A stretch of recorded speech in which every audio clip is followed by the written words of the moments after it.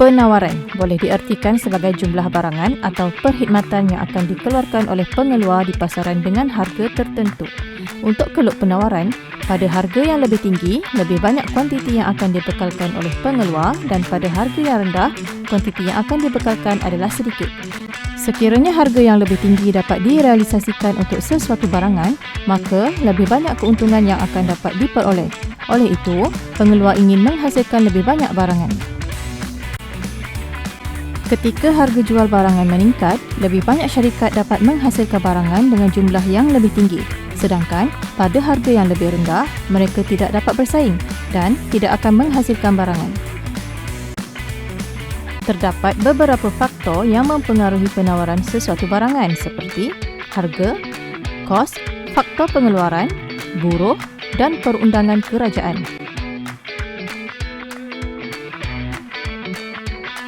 Harga barangan adalah salah satu faktor utama yang mempengaruhi penawaran sesuatu barangan di pasaran. Terdapat hubungan secara langsung antara penawaran dan harga, yang bermaksud bahawa jika harga pasaran suatu barangan adalah tinggi, kecenderungan untuk penawaran suatu kuantiti barangan itu meningkat adalah tinggi.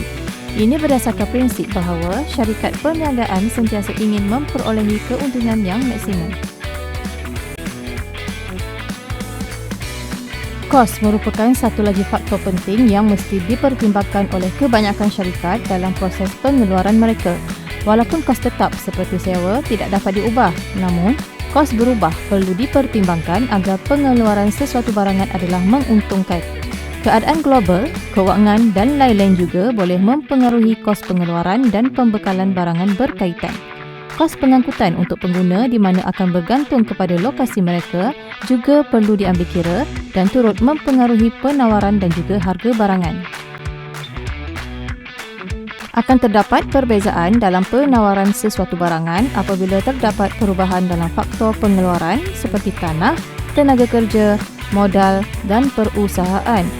Usahawan yang merupakan pemimpin dalam syarikat atau perniagaan memiliki peranan besar dalam pembekalan barangan kerana mereka akan memutuskan faktor pengeluaran mana yang paling baik untuk disatukan bagi memperolehi keuntungan yang maksimum. Segala perubahan dalam pemilikan atau struktur syarikat, kepelbagaian barangan, pengembangan pasaran baru dan strategi pemasaran turut akan memainkan peranan dalam penawaran sesuatu barangan. Industri berkaitan juga boleh mendapat keuntungan apabila terdapat peningkatan permintaan untuk barangan tertentu kerana bekalan bahan mentah yang diperlukan untuk barangan ini juga turut akan meningkat.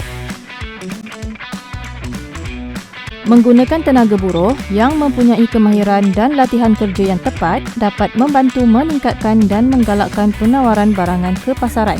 Seterusnya, meningkatkan jumlah tenaga kerja yang digunakan dalam proses pengeluaran.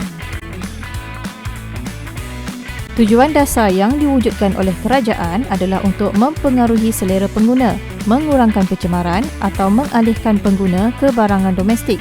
Seterusnya, boleh mempengaruhi penawaran sesuatu barangan.